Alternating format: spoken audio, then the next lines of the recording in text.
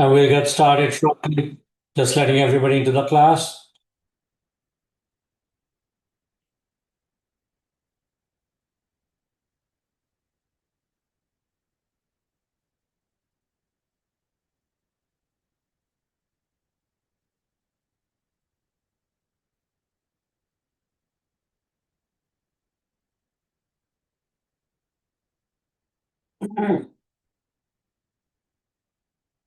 So I'll start in about another minute or two.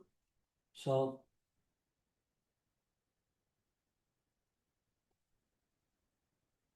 I have additional assignments posted on Wiley Plus. I would like you to take a look at them and I will go over it. And this is not all that we're going to be doing for the semester, even though this is taking you right at the end. So I have two more chapters and that I will have here. So I'll give you a little bit of additional information. But for now, just take a look at this.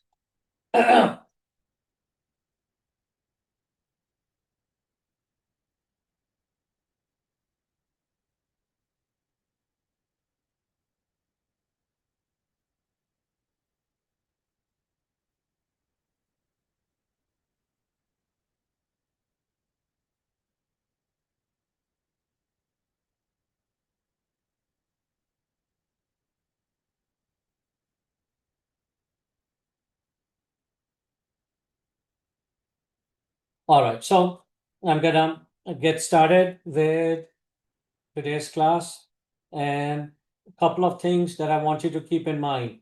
Um, Homework for chapters 1, 2, and 3 is due on the 31st. I am extremely strict with deadlines.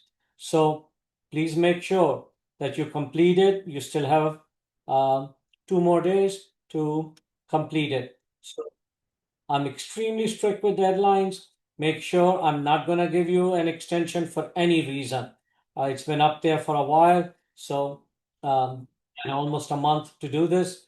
Um, and now the next portion, which is going to be due on the 26th of November, is chapters 4, 5, and 6. So please make sure that you keep this in mind also. Plan for stuff which will be due at the end of November. Then, I haven't posted everything here, but I'm planning on chapters 9, 10, 11, and 12. And that would be due basically on December 16th. 17th is your final exam. So just before the final exam, a day before, chapters 9, 10, and most likely 11 and 12 would be due. I have not put 11 and 12 yet because I just want to see how far I get. We have plenty of time. We are only halfway into the semester. So we're in pretty good shape in terms of material coverage and everything that is concerned. So, but still, I I don't want to put anything else up here till I know a little bit better how much I'm going to be able to cover and what I'm going to be able to cover. So, chapters 1, 2, and 3 homework is due on the 31st. And then chapters 4, 5, and 6, it will be on the 26th. And 4 chapters, 9, 10, 11, and 12, I'm planning on making them due just right at the end. So just before your final exam. Final will be on the 17th of December at, I believe they have it scheduled for 4 o'clock to 6 o'clock. It's not at 5, it's going to be at 4 o'clock according to the official schedule. So just keep these things in mind. Chapter 7 was the artificial intelligence. I'm not doing all of chapter 7. I brought my own stuff as far as chapter 7 is concerned. So I am not going to test you through Wiley on chapter 7. Chapter 8 deals with documentation, and that also I am not going to be giving any homework, but I will make it part of one of the exams, upcoming exams. So you do need to worry about chapter 8, which we started last class or two, which deals with documentation. But I'm not planning on giving you any homework from chapter 8, but it will just show up on your um, exam. In the next exam that I give you, I'll have chapter 8 on it, some material related to documentation. Any questions on this? And just only on this. Okay. Next, as far as your exam 2, I want you to just hold off. I do not want it submitted just yet. So you should have done the work, and the submission upload, I will tell you when you need it. Maybe I will do it towards the end of the class today. If not, I will leave it till next Monday, because I want to be able to go through it in a little bit of detail. I also want to make sure that everybody with their MongoDB just reactivated by browsing their data. So I have not been able to finish. I got sick last week. I had a sore throat, and I just was not able to grade. So I'm gonna try to grade now over the next day or two. So I want to make sure everybody has their MongoDB running. So go to MongoDB right now, log in.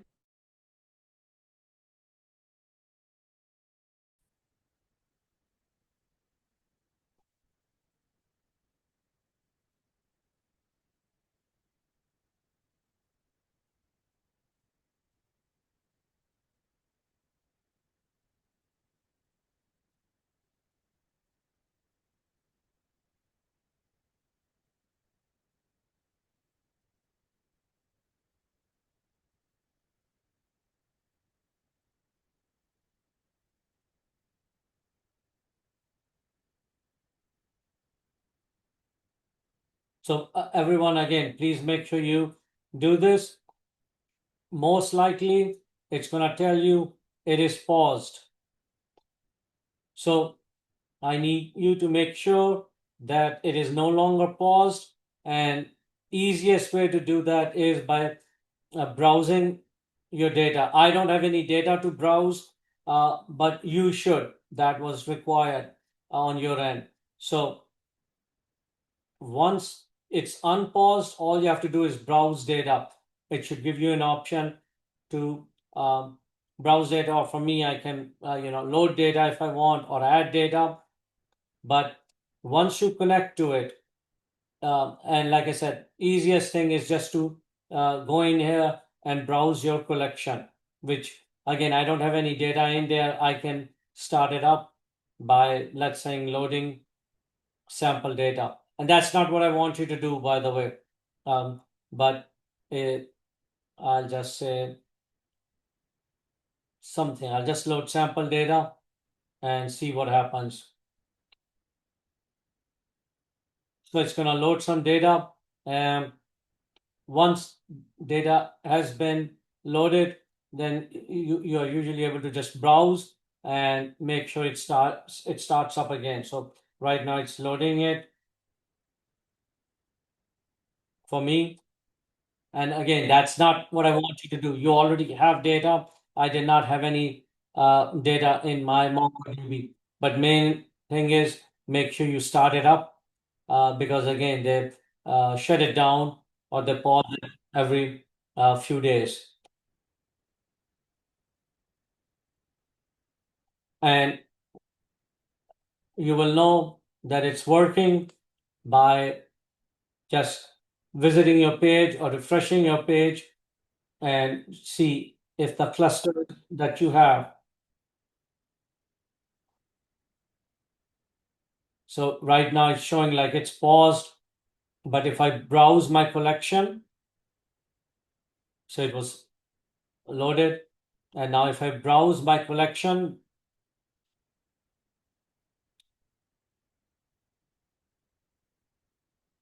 and again, this is not exam one data, just something that I got, and that is generally sufficient to restart your server or the cluster, as they call it. So I'm gonna go back to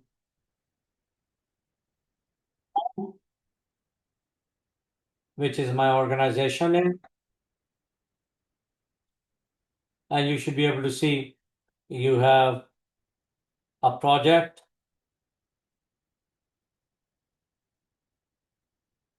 and I'm no longer getting a message saying that it's been paused. So you should simply be able to browse, and once you browse, it will be reset, so that I can go in and work on it. Any questions about this?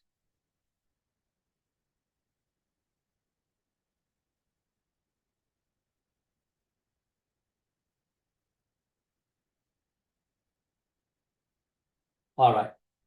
So I'm gonna close out of this then. If there are no questions, I'm gonna just give another minute or so.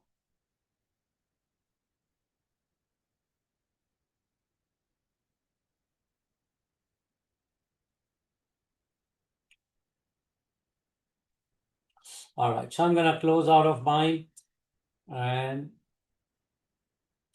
anyone that joined late, please make sure you look at Wiley Plus, and I have posted a bunch of assignments, homework, etc. And in 2 days, the first three homeworks are due, then in about a month, and then after that. So just keep that in mind.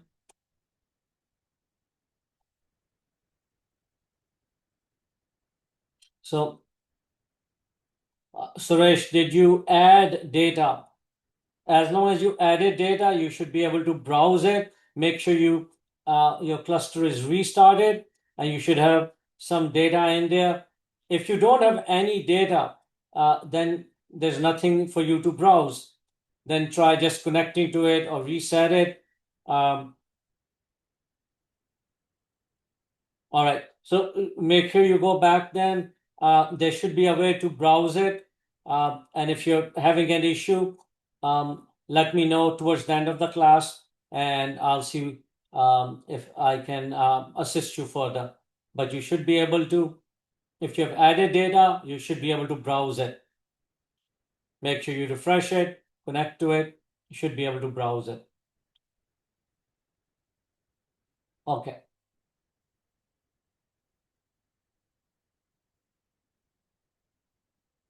This is the syllabus, so I just want to go over this for a minute, and then we will continue.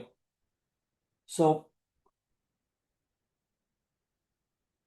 I'm going to start on chapter 9 today, and we've already done most of the material here, chapter 5 and 6. Chapter 4, I do need to go in and do a little bit of work as far as chapter 4 is concerned. But today, I'm going to be starting off with chapter 9, which deals with human resources and payroll cycle. Then we're going to continue with chapter 10, which is again more payroll and payment processes, conversion processes, and then marketing, sales, and collection. Tentatively, this is what I'm looking at right now. This is what I had on the official syllabus that we are going to be covering. We have about, I think, around close to 14 classes or 7 weeks. So we're right in the middle of the semester. So I will probably need about 4 weeks for this material. I'm going to be giving you 1 or 2 exams in between, and I will be covering a little bit of material from chapter 4, which I have not really done yet. 5 and 6, we have done it. I may go in and add some more material in chapter 5 as well. 6, we really spent a lot of time on it. That's the database. You've had 2 exams on it. So 6, I'm not planning on going back, but I may go back and do a little bit more from chapter 5 and 4. But again, you have about a month right now before these 3 chapters are going to be due. So I may end up doing a little bit of work in there. Chapter 7, I'm not going to test you directly. This is the AI stuff. And chapter 8, I will, and it will be just part of one of the exams that you're going to have next. So chapter 9 is what I'm going to start with. Whatever notes I am using today, I will make them available to you later on. Right now, they are not available to you. So I have my own notes. I will make these available to you later on, but not today. So if you need it for today, make sure you're recording the lecture and you'll be able to see it. But I will make this stuff available to you, but I need to clean things up in here. It's not ready from for you. These are just my own notes, so it's not ready for you guys to be able to use. So it's basically for me in order to be able to teach this, but not ready to post it just yet. So, but I will make these notes available a little bit later on with some minor modifications. Okay. So we are going to be talking about chapter 9, which deals with human resources and payroll. And these 2 items basically go together. So to that end, let's go in here. So what is the relationship between human resources and payroll? So virtually every business will have a human resource and payroll, either department or and certainly processes. These are fundamental to the acquisition and payment stage in the basic business model. So within the business model, one of the things is acquisition and payment. I want to highlight this.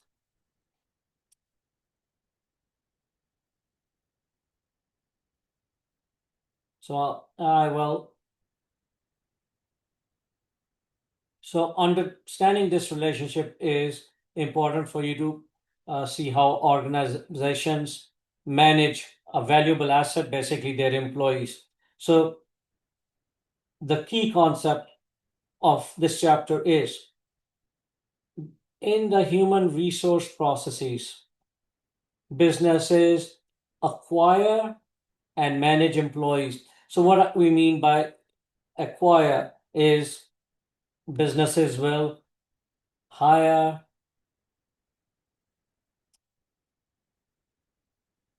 train, fire, and I'll use the word terminate, hire, and I'm gonna just go hire/terminate.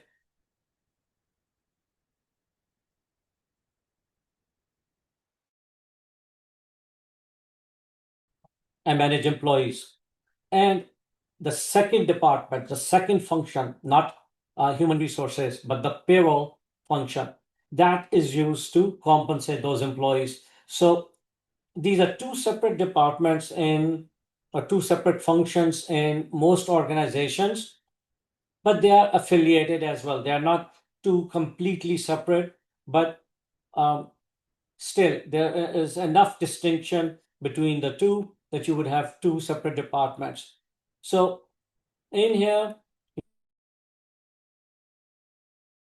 you're hiring and terminating, managing employees. In the payroll, you're actually paying those employees for the work they do. So payroll is much more what you as accountants would be dealing with, because you may be processing payroll for the employees. But again, this basic human resource function you need to know, so you have some idea from an auditing or efficiency perspective. So let's go a little bit further. So they are closely related. human resources will focus on recruiting and hiring people, employee relations and engagement, performance management, benefit administration, compliance with laws, maintaining employees' master data. And what we mean by master data would be their main record, where they live, just demographic information about them, their pay rate, etc. Training and development, workplace culture and safety. So, for example, you may need to train your employees on safety issues, how to handle hazardous material. That would be done in here. You may have training for sexual harassment. That would be done in here. So, human resource focuses on these functions, and payroll is fairly simple. It is going to focus on employee compensation. How do you pay them? So, how do you calculate their wages, salaries, commission?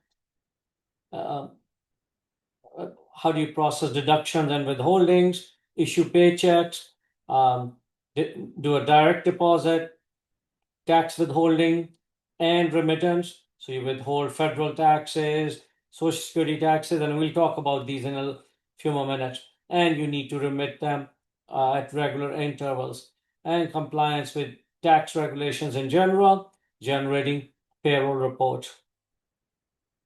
So we keep these two functions distinction between human resources and payroll, and what one would be focusing on. And I'm gonna make my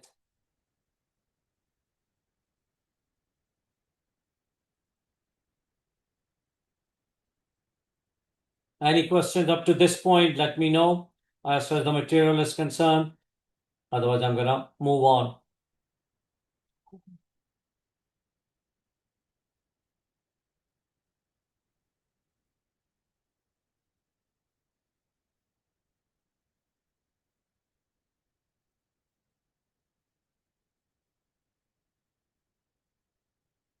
All right.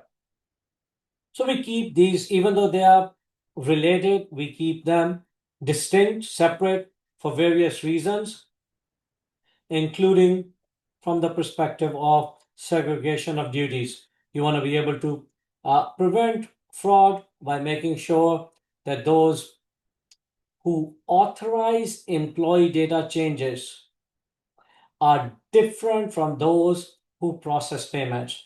So, authorized employee data changes is the human resource department. And it's different, these people are different from those who process payment, which is people in the payroll department. Also, specialization, that human resource requires a different set of skills. Often, there is an MBA concentration or specialization which is available for human resources, or there may be a separate master's of human resources. So, human resource personnel have different types of expertise, and they have a different focus from the payroll department, which is much more of an accounting function. So just from an internal control perspective, you want to create checks and balances in the system, and from a security perspective, you want to limit access to sensitive information. So you would keep these in two separate departments: human resource and payroll, separate departments. So an example I have here, if you combine the two departments, or the same person was responsible for human resource and payroll functions, well, theoretically, what they can do is, if one person controls both functions, they could create a fictitious employee. So, as part of human resources, they are hiring an employee. So, they hire a fictitious employee.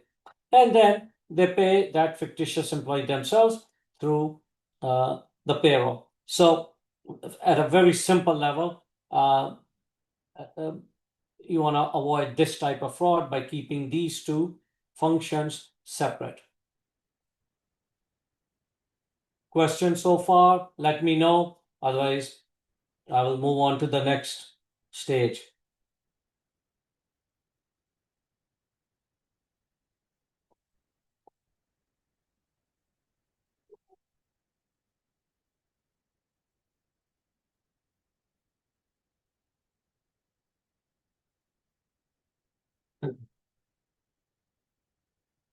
All right. So,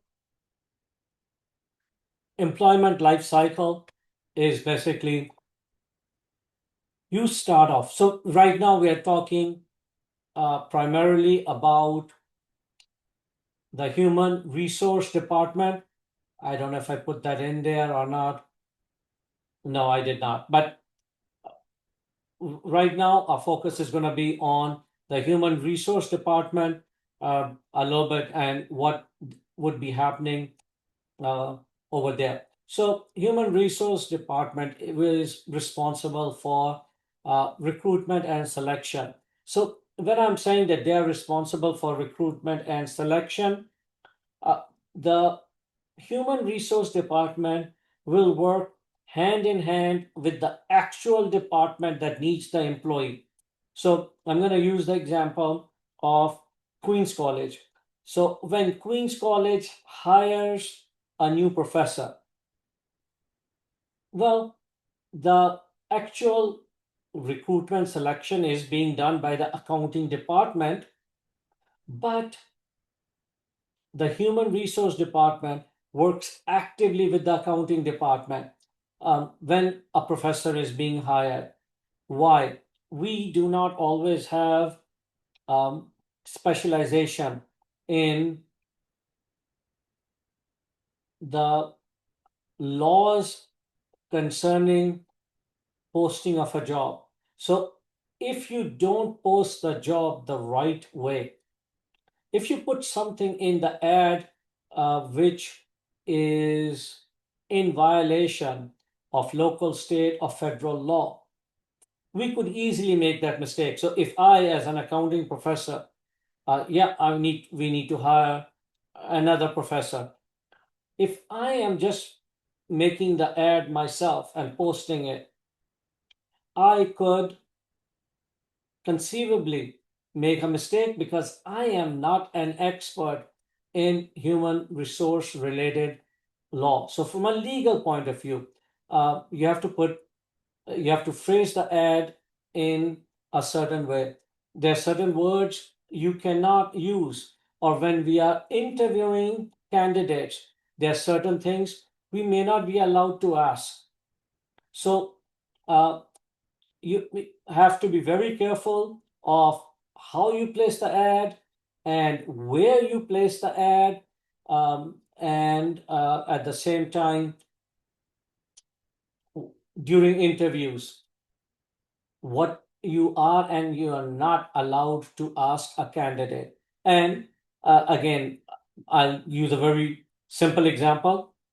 You really should not be asking a candidate which political party they are affiliated with. Are you a Democrat? Are you a Republican? This is not, unless obviously there is something that has to do with your job, but in an accounting department, should we be asking someone if they're a Democrat or Republican? No, you wouldn't be doing that. What is your religion? You wouldn't be doing something along those lines. So there are parameters as to what you can post. If you look at ads outside US, okay, other countries, their job application ads, they will have ads and they will be saying, we only want a female candidate or only a male candidate. In US, you cannot do these types of things unless there is a specific reason why gender is a function of that particular job. In general, you wouldn't do things like that. Other countries, I've seen ads, they do this all the time. And obviously, according to US laws, you wouldn't or shouldn't do these things. The actual department that needs the employee generally will not have the expertise from a human resource perspective. And that's why the human resource department will work um, hand in hand with the actual department that's hiring and guide them. So, and this is very common, again, when we hire at Queen's College, human resource department works with us. They review everything and basically guide us. All right. So you can see some of the things that they would be doing. Next is what's called onboarding. So onboarding, we're going to discuss it briefly here, but then there's a whole section later on where I'm going to be talking about onboarding. So onboarding is not just doing the paperwork, a lot more than that, but basically once you've hired someone.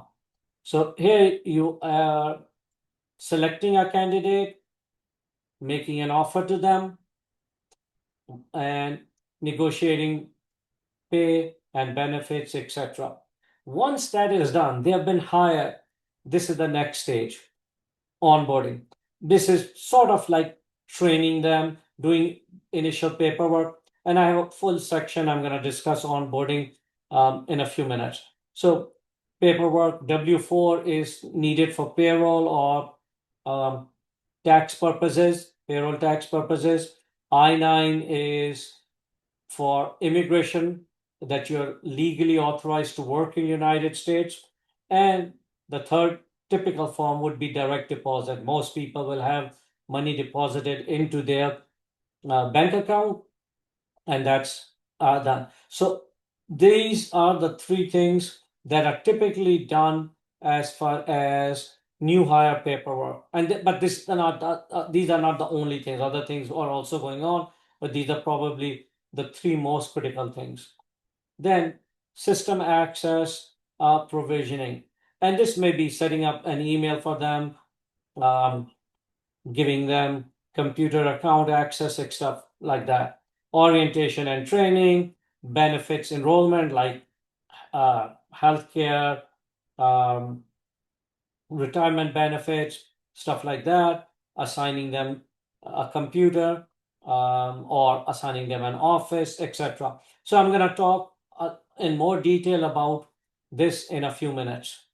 And so the life cycle is you're hired, then it's what we call onboarding.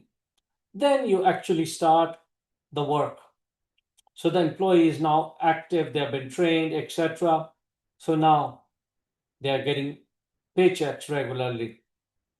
They are going to be evaluated, and then they may be making changes and stuff like that to their benefits. Like, okay, I want to change my health insurance, I want to get life insurance, I want to decrease the amount I'm paying for into my retirement account or increase it, those types of things. Or somebody needs to take time off, either vacation, sick, or family leave, like pregnancy, or if somebody is sick and you need to take care of them, leave management. So this the third stage. Fourth stage is termination. Termination could be voluntary, somebody resigns, I'm leaving. It could be involuntary, they are fired or laid off. It could be because of retirement or death. And usually, as part of the termination, larger companies have what they call exit interviews. So, again, I'm going to hold off on this. We will be going into these things in a little bit more detail a little bit later on. When someone is terminated, final paycheck needs to be processed. There's a COBRA Act which allows employees to continue the benefits. For example, if they have health insurance and they are leaving, whether they're getting fired or they are leaving voluntarily, in any event, they are allowed to continue their benefits for a certain period of time, maybe 6 months, a year. Now the employee would have to pay the entire cost, but they're able to continue their benefits for a period of time. And I'm not sure exactly the details with Cobra, how long, but I think at least 6 months to maybe 9 months. And I'll need to look it up. I'm not sure. So, at the termination stage, the employee needs to return company property, which may include a computer or keys to the office, etc. Whatever they have that belongs to the company, including potentially physical files and folders that they have. After the termination stage, human resource would still be involved with past employees by sometimes maintaining alumni network, references for future employment, uh, may need to do unemployment insurance processing, may need to administer retirement benefits and other legal obligations, final tax forms, pensions, etc. So the work is not completely finished once somebody leaves. There is stuff happening post employment as well. And your book uses the example of Julia cookies. That's the case study. And so I'm going to leave this up for just a minute. Take a look at this. And also, any questions up to this point, let me know. I'm going to step away from my computer for just about a minute, and then I will continue. But please read through the example on your own.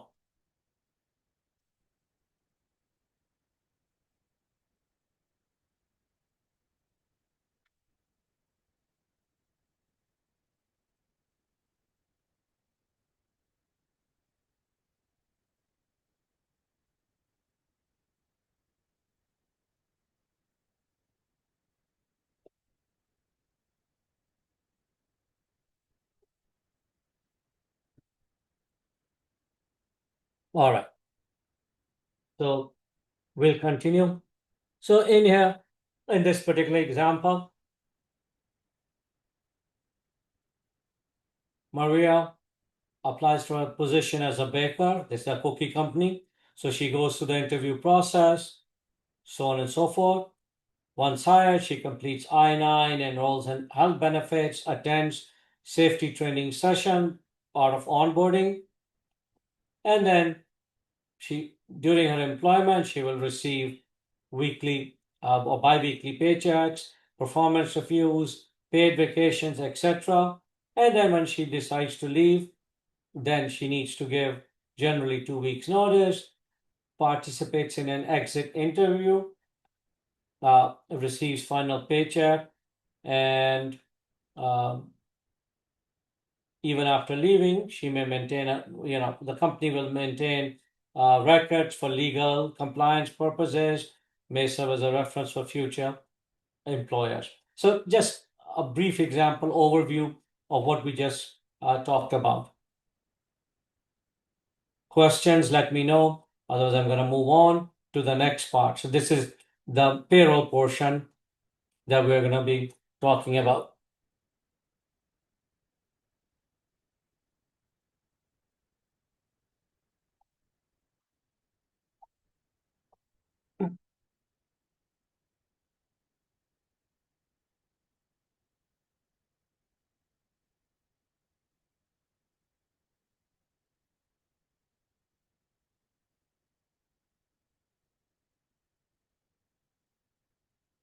All right. So for the actual payroll portion,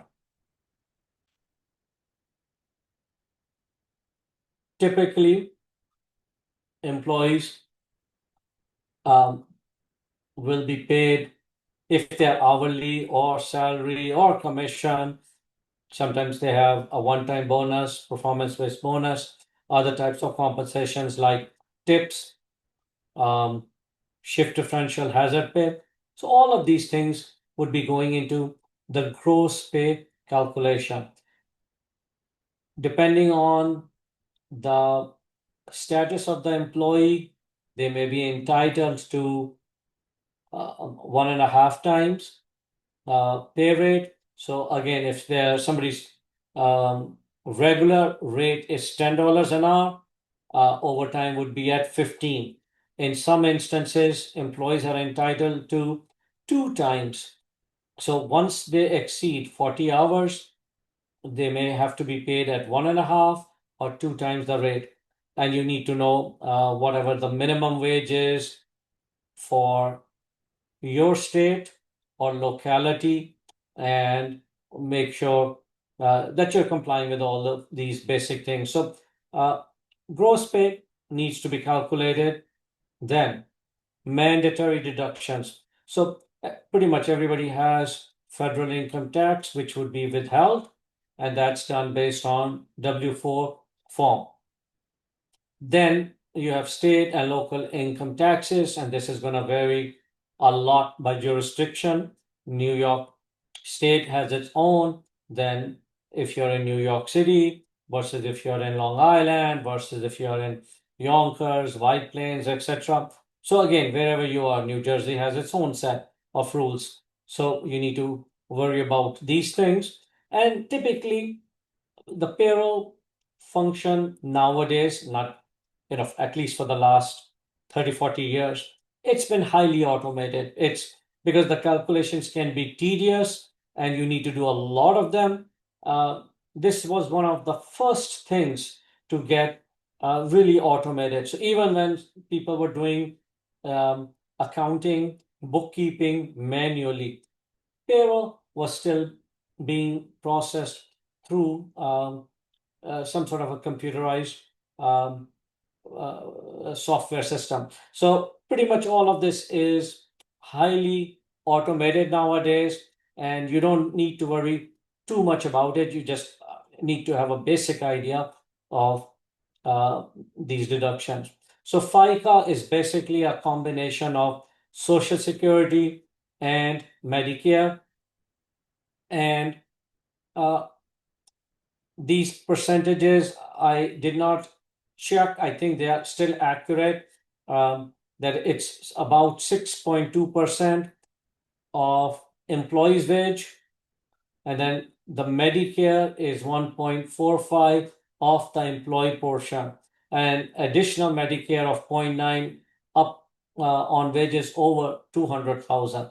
So up to 200,000, this. And this 6.2 does not go on for the full wage. There is a limit. Again, I have not checked the numbers. I do payroll all the time, but everything is so automated that I have not even checked what the wage base limit is. 1,000 that of that you pay. I mean, I could Google it quickly, and but it's not that important. Just be aware that Social Security is not for the full wage. Okay, it's up to a wage base. Social Security wage limit. Let's just say 2025. Okay. So wage limit for 2025 is 176,000, and this amount keeps on changing. So this means any income you earn above this amount is not subject to Social Security tax. So similarly, you can see this is 6.2%. There's also Medicare that you have to pay, and that is 1.45, and this one up to 200,000, and then once you go above 200,000, you add another 0.9%. So these numbers keep on changing, and generally you don't need to worry about it because whatever software you're using, that automatically updates it. I've not even looked at these numbers in a long time. So other things for you to keep in mind. these taxes right here are paid both by employee and employer, not just the employee, but both employee and employer. So whatever amount is being paid by the employer is required to match it. So in essence, if you were just looking at 6.2, the federal government will end up getting 12.4% because 6.2% is paid by the employee and another 6.2% is paid by the employer. So just something. So these are deductions from the employee. The employer also has matching amounts that they have to pay. And I'll get to this in just a minute. But just be aware, you're going to see this in a few minutes. Then you have voluntary deductions, which are typically for health insurance, dental, vision, retirement accounts, life insurance, flexible spending accounts, health savings account, charitable contribution, union dues. So these are like common, and I don't want to use the word voluntary. Sometimes they're not really voluntary, but additional instead of just saying voluntary. I think I should say additional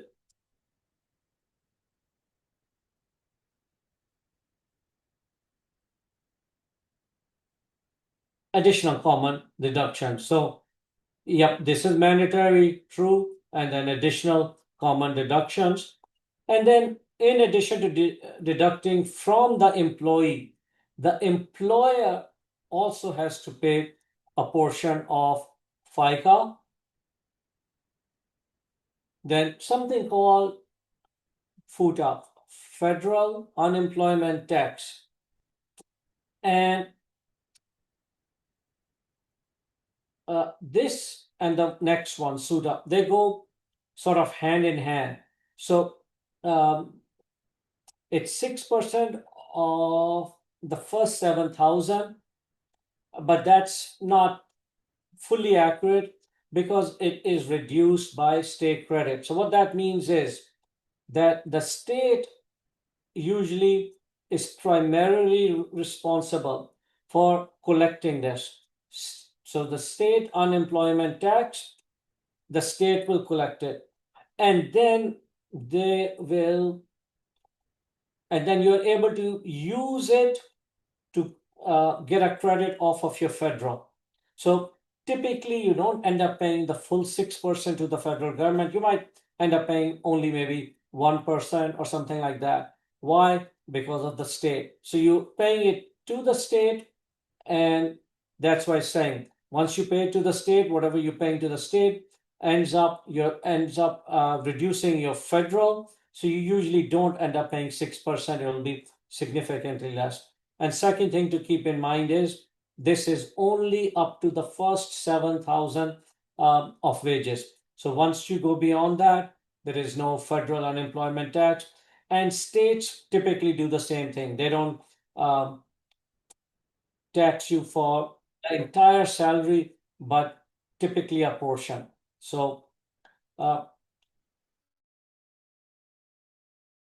and in addition, the state unemployment tax takes into account employer experience rating. And this means how often are your employees collecting unemployment insurance? That's what this is saying. So if I, as an employer, frequently fire people for no reason, without cause, then, and of course, if I fire people, they are going to be entitled to collect state unemployment insurance. So the state will then penalize me by increasing this rate for me. So I have to pay more towards the state unemployment tax. So if you fire someone, usually there's an appeal process. You can tell them, no, I'm firing this person for cause, for a reason, so that they don't end up um, rating you as a bad employer, an employer that is doing excessive firing. Anyway, let's move on. Workers' comp insurance, and this is pretty much mandatory in every state that whenever employees are working, you must get workers' comp insurance. Only businesses that are very small, and when I'm saying very small, maybe like 2, 3, or 4 employees, something like that, they might be exempt. But virtually all businesses are required to carry workers' comp insurance, regardless of the type of job. So even if you are a CPA firm, you still need to carry workers' comp insurance. So, but because an accountant, as far as the risk is concerned at job, is relatively low, the premiums that have to be paid would be fairly low. Whereas if you are an employee in some sort of factory, or let's say even a butcher shop, okay, there the risk is much higher of injury. So imagine somebody, you own a butcher shop, your workers' comp insurance is going to be fairly high. And typically, these rates are standardized for each state based on job classification and the risk. Finally, employer paid benefits, such as the employer is now paying for a portion of, so here we were talking about employee paying. Now, the employer may be paying for retirement, life insurance, health insurance, matching, etc. So, employer costs, and the first three that I have in here are deductions from the employee's paycheck. Questions up to this point? Let me know.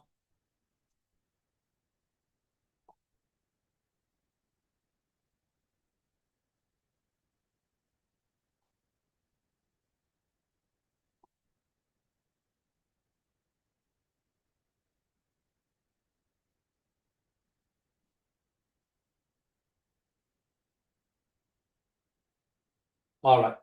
So, human resource department will typically make sure that you are complying with federal, state, and local laws or local regulations. So some of the common ones are Fair Labor Standards Act, making sure minimum wage is being paid, overtime is being paid, etc. Equal Pay Act, discrimination based on gender. IRS, their code, what you need to withhold and report. Affordable Care Act, health insurance. This is the same thing as Obamacare, which has caused the government to shut down for right now. And then state-specific laws. So you may have federal minimum wage, and often states have a higher minimum wage than the federal rate. So you need to make sure you're complying with your state minimum wage, and if they require any rules or regulation required concerning leave, etc. So all of these things are state specific. So, for example, the final paycheck timing may be a state issue.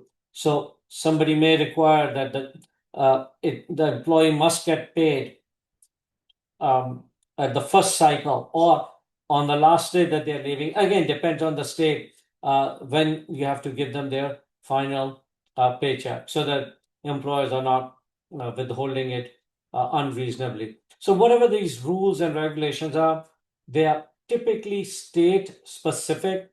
Yes, there's stuff at the federal level, but there's a lot of stuff at the state level that you need to worry about.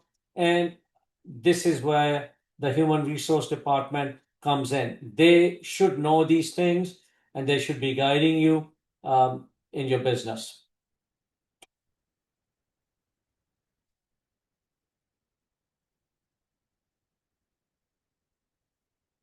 questions, let me know. Otherwise, I'll move on.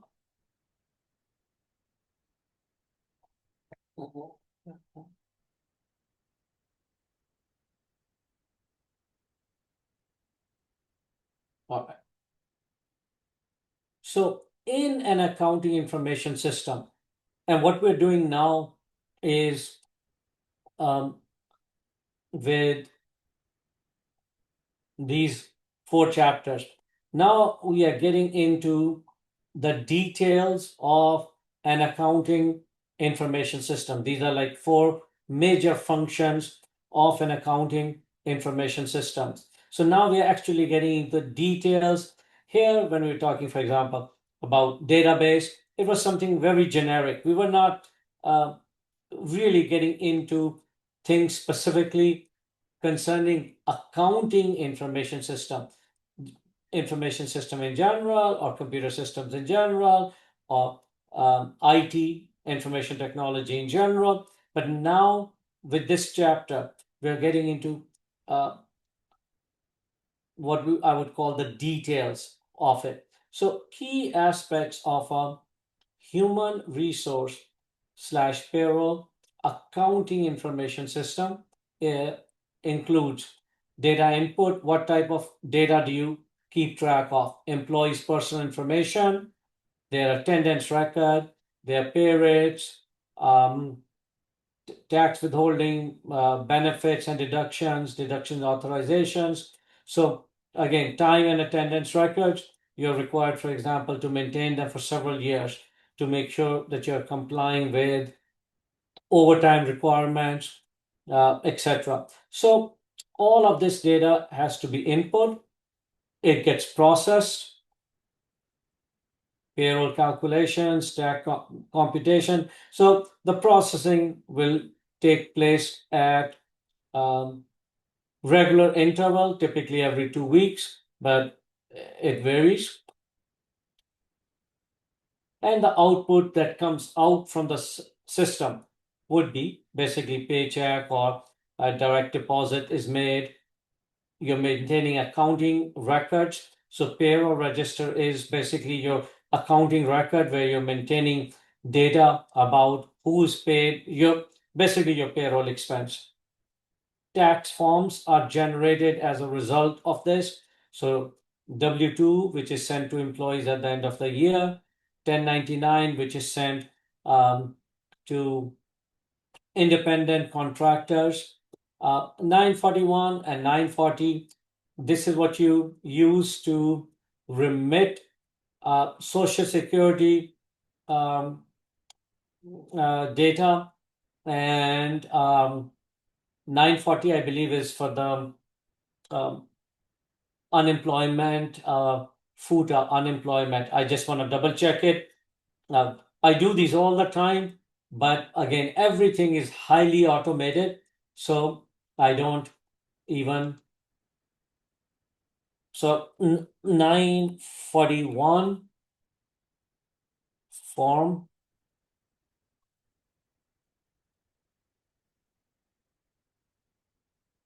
So this is the employer's quarterly tax return, and 940, I think, is the annual, from what I remember.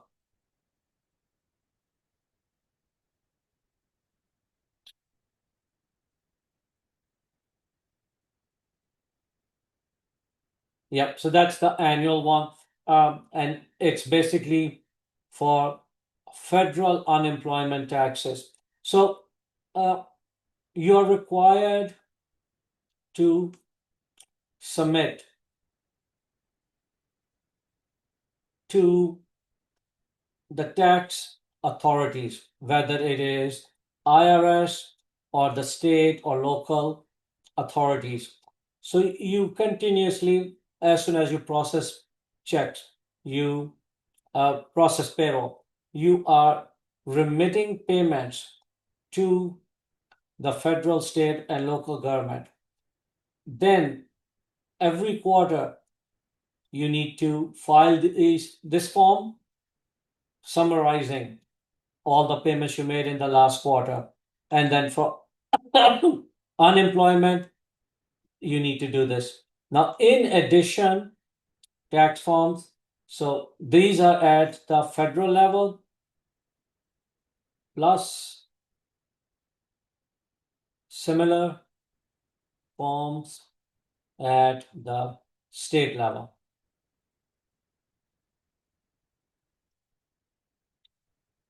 So most states have their own equivalent of 941 that you would need to fill out. So federal tax forms like this, plus similar forms at the state level. So financial statements are obviously affected by payroll expenses. Management may want to look at reports. You may need to do some regulatory filing. So all of these things would be part of your HR module. So this is one component, one module of your accounting information system. So what we are discussing here is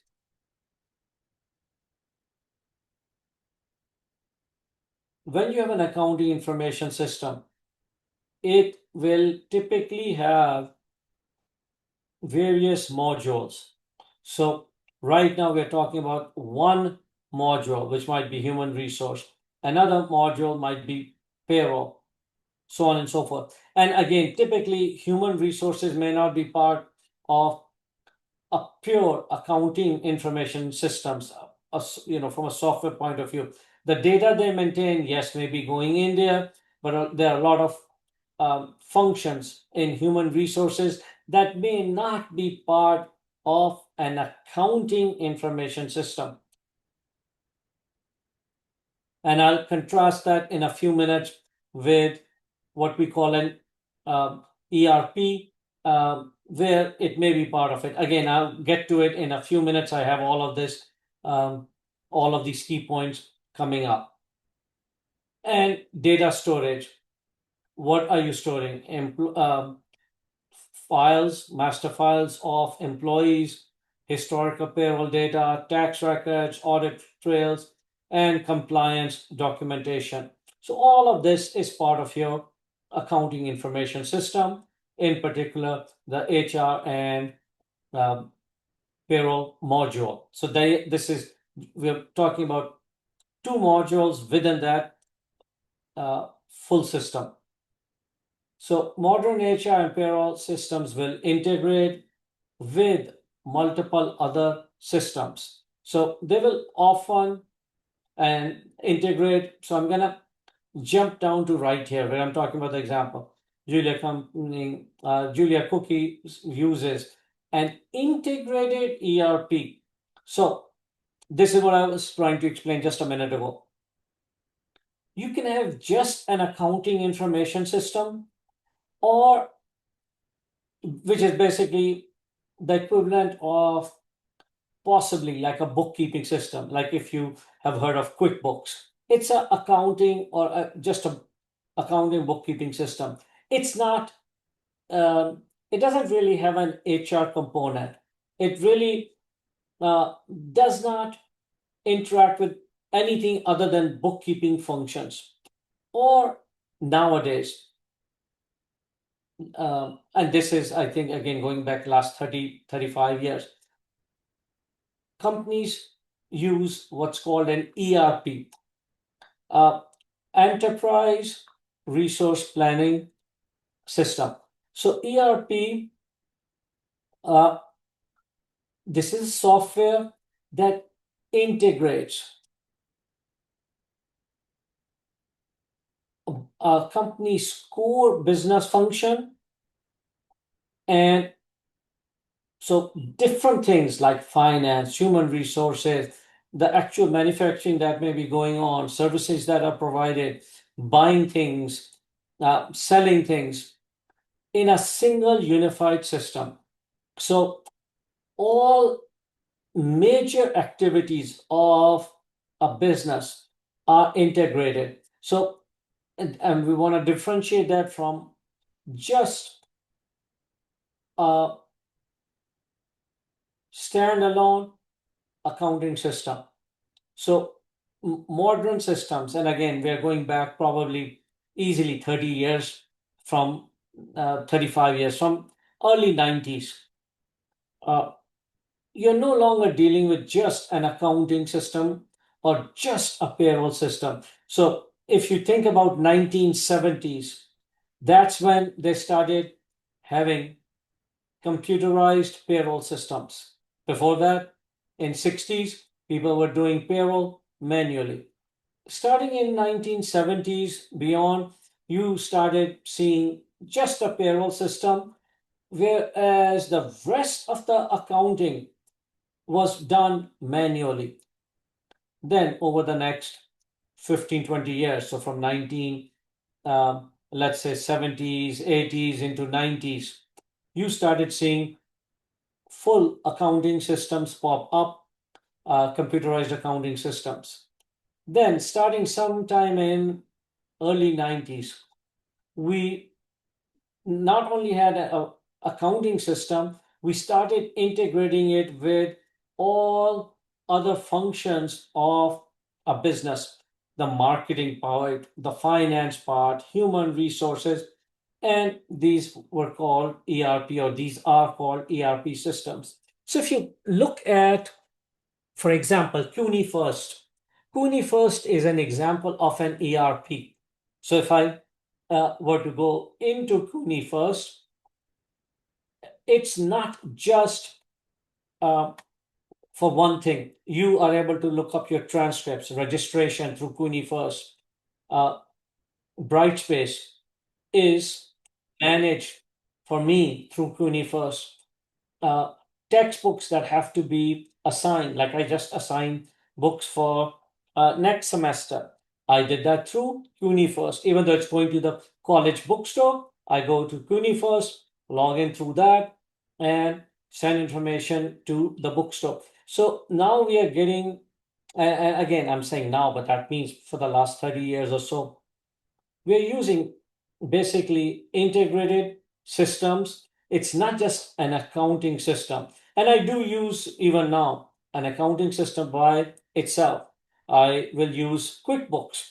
It's nothing more than accounting system, because most of the tasks, such as marketing or this or that, that's not my job. I don't need to do it. I don't need to worry about. So a system like QuickBooks would not be integrating with all these other things. So just sort of, I want you to be aware. And here again, we're talking about ERP. Know it at a definition level. So modern systems integrate with multiple other systems, and that's just something very common. Okay. So any questions so far? Update me. And I think I'm probably going to end over here, and we will, let me put a line over here for myself, and this is where we will continue next week, next class. Any questions, let me know. And I'll make this available to you, but because I'm still updating this document, I don't want to post it just yet.